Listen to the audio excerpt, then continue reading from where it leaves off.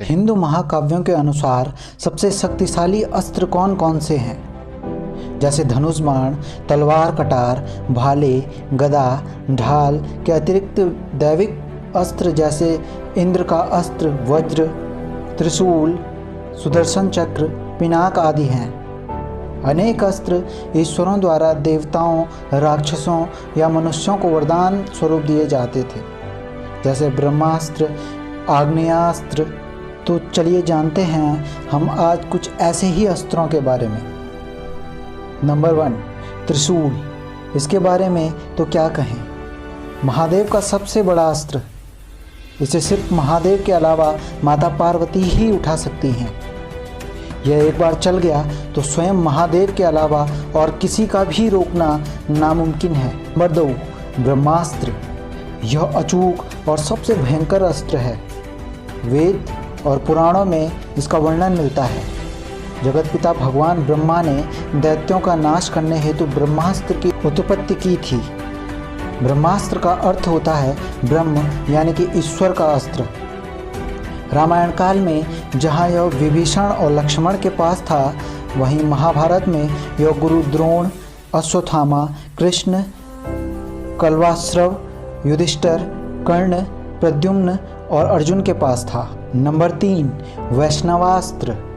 यह भगवान विष्णु का अचूक अस्त्र था, जिसे उनके अतिरिक्त और कोई नहीं रोक सकता था। रामायण में महर्षि विश्वामित्र के पास यह अस्त्र था, जो उन्होंने श्री राम को प्रदान किया। महाभारत में यह अस्त्र श्री कृष्ण और भगदत्त के पास था। नंबर 4, नारायणास्त्र।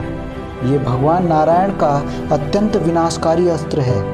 इसका कोई प्रतिकार नहीं है और इसे केवल भगवान विष्णु ही रोक सकते हैं। इस अस्त्र का प्रयोग करने से इंद्रास्त्र, वरुणास्त्र, आग्नेयास्त्र इत्यादि अनेकानेक दिव्यास्त्र इससे निकलकर शत्रुओं का नाश कर देते थे। रामायण में यह अस्त्र श्री राम और मेघनाथ के पास था।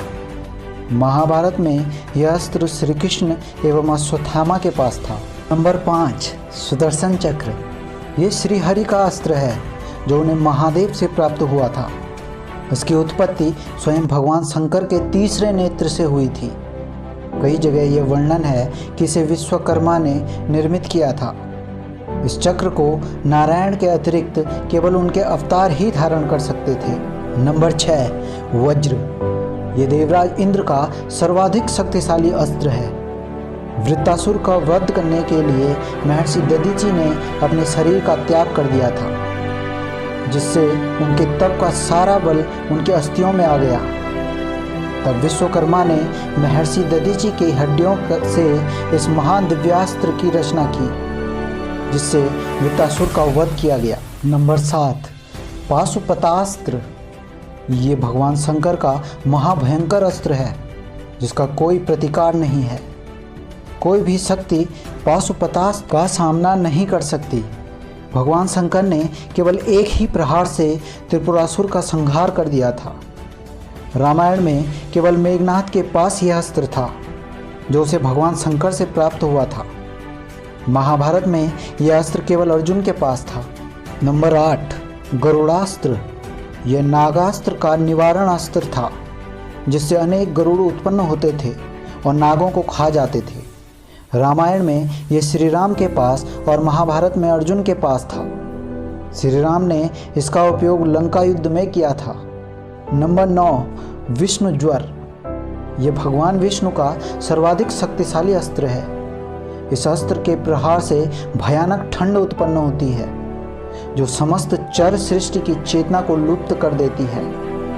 यह अस्त्र नारायण के अतिरिक्त केवल श्री कृष्ण के पास था। शिव पुराण और विष्णु पुराण दोनों में इस अस्त्र का वर्णन है। जब बाणासुर के विरुद्ध युद्ध में श्री कृष्ण ने इस अस्त्र का प्रयोग भगवान शंकर पर कर दिया था। नंबर 10, दिव्य धनुष बाण। महाकाव्य रामायण हो या फिर महाभारत, दोनों ही इस धनुष बाण के बिना अधूरे थे। रामायण में श्री राम ने रावण की सेना का वध किया, तो पूरी महाभारत भी इसी से संपन्न हुई थी। नंबर 11, शिव ज्वर। ये भगवान शंकर का अस्त्र है, जिसे माहेश्वर ज्वर भी कहते हैं।